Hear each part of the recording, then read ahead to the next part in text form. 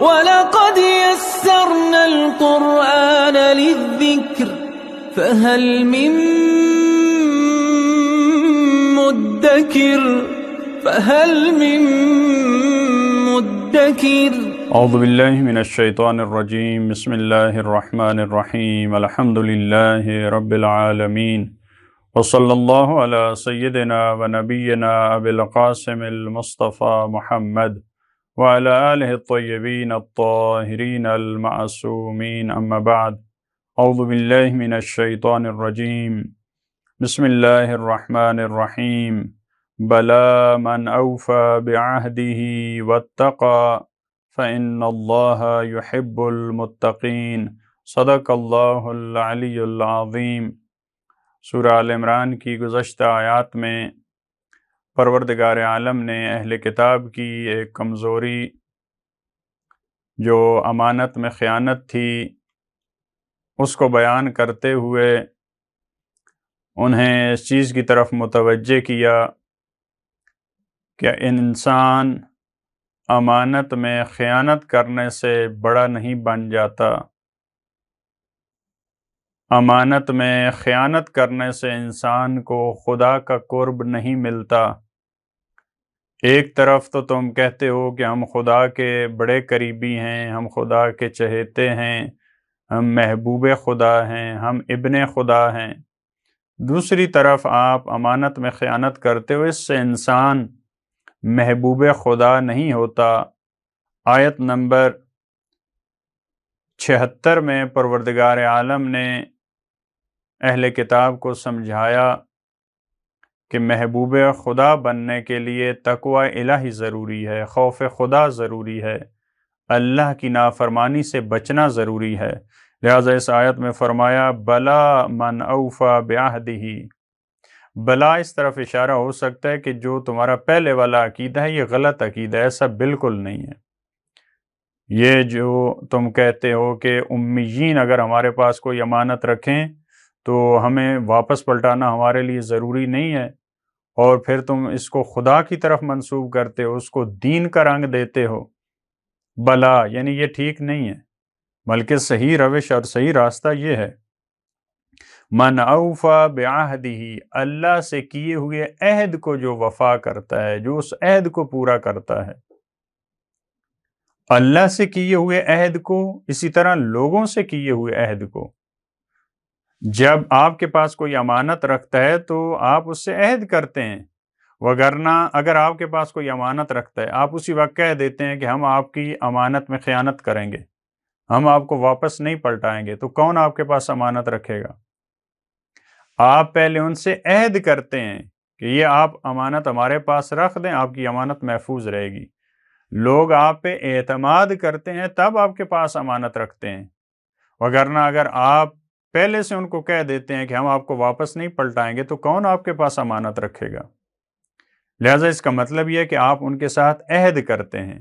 لہٰذا قرآن کریم نے متوجہ کیا من اوفی بعہدہ، وہ شخص جو اپنے عہد کو پورا کرتا ہے، جو اپنے کیے ہوئے عہد و پیمان سے وفاداری کرتا ہے، اگرچہ وہ خدا کے ساتھ جو انسان کے عہد ہیں اس کو بھی شامل ہے یہ، واتقی، اور اللہ کی نافرمانی سے بچنے کی کوشش کرتا ہے، تقوی الہی اختیار کرتا ہے، فإن اللہ یحب المتقین، یقیناً اللہ متقین سے محبت کرتا ہے۔ یعنی تمہارے اس نعرے سے تم محبوب خدا نہیں بن جاتے ہو، محبوب خدا بننے کے لیے جو تم نے اللہ سے عہد کیا ہے، جو لوگوں سے عہد کیا ہے، اس کو پورا کرو گے اور تقوی الہی اختیار کرو گے تو اللہ تم سے محبت کرے گا۔ کیوں؟ کیونکہ اللہ متقین سے محبت کرتا ہے۔ جو اللہ سے محبت کا فقط نعرہ لگانے والے ہیں خدا ان سے محبت نہیں کرتا،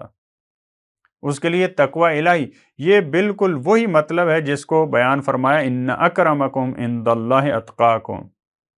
اگر خدا کے نزدیک آپ چاہتے ہیں آپ کا بڑا مقام ہو، آپ زیادہ محبوب خدا بنیں، تو آپ کو تقوی الہی کی منازل میں آگے بڑھنا ہوگا۔ جتنا آپ کا تقوی الہی زیادہ ہوگا، جتنا زیادہ آپ اللہ کی نافرمانی سے بچیں گے، اتنا آپ محبوب خدا بن جائیں گے، محبت خدا میں اتنا آپ آگے ہوں گے۔ محبوب خدا بننے میں اتنا آپ کا درجہ بڑا ہوگا۔ لہٰذا یہ طریقہ ہے۔ اس کے بعد والی آیت میں فرمایا ان الذین یشترون بعہد اللہ وایمانہم ثمنا قلیلا، ان کی مشکل یہ تھی، یہ وہ لوگ ہیں یشترون بعہد اللہ وایمانہم، اللہ سے کیے ہوئے عہد کو، خدا کے بارے میں کھائی ہوئی قسموں کو بیچ دیتے ہیں، کس کے بدلے؟ ثمن قلیل کے بدلے۔ جو یعنی حقیقت میں وہ مسئلہ جو امانت میں خیانت کا مسئلہ تھا، اس میں بھی اصل میں کیا ہے؟ کیونکہ لوگوں کا مال کھانا چاہتے ہیں، وہاں پہ بھی اصل مسئلہ یہ ہے کہ وہ لوگوں کا مال کھانا چاہتے ہیں۔ لہذا ثمن قلیل کے بدلے، کیونکہ ثمن قلیل ہے، ہم نے کہا کہ بعض ایسے ہیں جو تھوڑی سے تھوڑی رقم بھی ان کو دی جاتی ہے تو وہ واپس نہیں کرتے، جیسے قرآن نے ان کے بارے میں ایک دینار کی تعبیر استعمال کی ہے، جو ایک دینار کو واپس نہیں کرتا، یعنی ایک ثمن قلیل، اس کے بدلے یہ کیا کر رہا ہے؟ یہ معاملہ کر رہا ہے، اپنے دین کو بیچ رہا ہے، اللہ سے کیے ہوئے عہد پیمان کو فروخت کر رہا ہے۔ یعنی یہ کتنی بری تجارت ہے، انسان ثمن قلیل کے بدلے میں، البتہ جو دین کے بیچنے کے بدلے میں، اللہ سے کیے ہوئے عہد و پیمان کو توڑنے کے بدلے میں جو قیمت لی جاتی ہے وہ جتنی زیادہ وہ ثمن قلیل ہے۔ ایسا نہیں ہے کہ اگر اس کو قنطار اس کے مقابلے میں دیا جائے تو پھر وہ بڑی رقم ہو جائے گی، پھر وہ ثمن کثیر ہوگی۔ جتنی رقم اس کے مقابلے میں وہ انسان لیتا ہے وہ ثمن قلیل ہے۔ تو ان افراد کا احترام ہے، ان افراد کا احترام ہے جو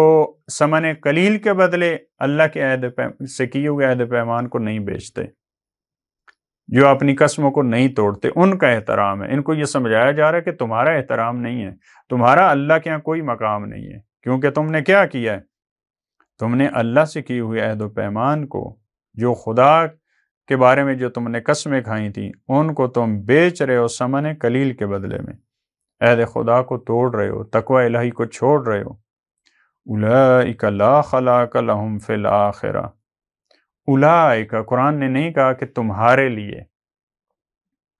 لیے آخرت میں کوئی حصہ نہیں ہے، اولئک دور کا اشارہ کیا، یعنی یہ ایسے افراد ہیں جن کا خدا سے دور کا تعلق ہے، یہ خدا کی رحمت سے دور ہیں، یہ وہ افراد ہیں لا خلاق لہم فی الآخرہ۔ خلاق کہتے ہیں حصہ کو، ایک مقرر حصہ جو کسی چیز میں انسان کا ہوتا ہے اس کے لیے خلاق کا لفظ استعمال ہوتا ہے۔ ان کے لیے کوئی حصہ نہیں ہے آخرت میں، کیونکہ دنیا میں تو یہ لے رہے ہیں، دنیا میں تو یہ پیسہ لے رہے ہیں، جو ان کے ساتھ عہد و پیمان تھا اس کو توڑ دیا اور ان کے مال کو رکھ لیا، اس کو واپس نہیں کیا، تو دنیا میں تو یہ ظاہری طور پہ مالدار ہو رہے ہیں، لیکن آخرت میں ان کا کوئی حصہ نہیں ہے۔ وَلَا يُكَلِّمُهُمُ اللَّهُ، اور پروردگار عالم اللہ ان سے کلام نہیں کرے گا، خدا ان کو اپنے لطف و کرم، جو اس کا ایک خاص کرم ہے، پروردگار عالم اس کے ذریعے ان سے گفتگو نہیں کرے گا۔ اس دنیا میں بعض افراد کلیم اللہ ہوتے ہیں، جیسے حضرت موسیٰ کے بارے میں کہ وہ کلیم اللہ، لیکن آخرت میں، قیامت میں، یہ ہر مومن کو یہ اعزاز حاصل ہوگا کہ وہ کلیم اللہ بنے گا۔ لیکن یہ افراد جو امانت میں خیانت کرتے ہیں، ثمن قلیل کے بدلے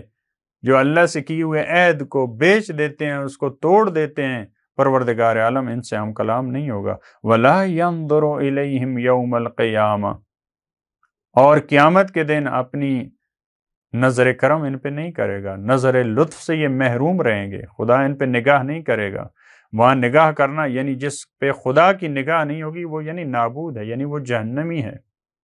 اس کی طرف ان کو متوجہ کیا جا رہا ہے۔ وَلَا يُزَكِّيهِمْ، پروردگار عالم ان کا تزکیہ نہیں کرے گا، ان کی ذات کی، ان کی شخصیت کی پروردگار نشو و نما نہیں کرے گا۔ جن کے کردار میں ترقی ہوتی ہے، جن کی ذات میں نشو و نما ہوتی ہے، وہ انسان اگر خدا نخواستہ زندگی کے ایک مرحلے میں برائی کے شکار ہوتے ہیں، پھر وہ خدا کی نشو و نما میں آ جاتے ہیں اور وہ آہستہ آہستہ خدا ان کا تزکیہ کرتا ہے، کا تزکیہ نفس ہوتا ہے، وہ اچھائی کے راستے پہ آ جاتے ہیں۔ لیکن اس طرح کے افراد جو علم ہونے کے بعد جن کو حق و حقیقت کا علم ہوتا ہے اس کے باوجود اس پہ ڈٹے رہتے ہیں، یہ وہ افراد ہیں جن کا تزکیہ نہیں ہوگا، دنیا میں بھی ان کا تزکیہ نہیں ہوگا اور آخرت میں، کیونکہ آخرت میں بعض ایسے افراد ہیں جن کا تزکیہ ہوگا جو ایمان کی صحیح منزل پہ فائز تھے، کچھ عمل میں کمزوریاں، ان کا وہاں تزکیہ ہوگا، تزکیہ کے بعد وہ جنت اور بہشت میں جائیں گے۔ لیکن یہ ایسے افراد ہیں جن کا وہاں پہ بھی تزکیہ نہیں ہوگا۔ وَلَهُمْ عَذَابٌ عَلِيمٌ، اور ان کے لیے دردناک عذاب ہے۔ پروردگار عالم ہمیں توفیق دے کہ ہم خدا سے کیے ہوئے عہد و پیمان کو پورا کر سکیں، ہم اللہ کے دین کو کسی قیمت پر نہ بیچیں، نہ ثمن قلیل پر نہ ثمن کثیر پر، ہماری زبان پہ وہی آئے، ہم وہی بولیں، ہم وہی کریں جس میں دین کا فائدہ ہو، جس میں مذہب اور ملت کا فائدہ ہو۔ اللہم صلی علی محمد و آل محمد۔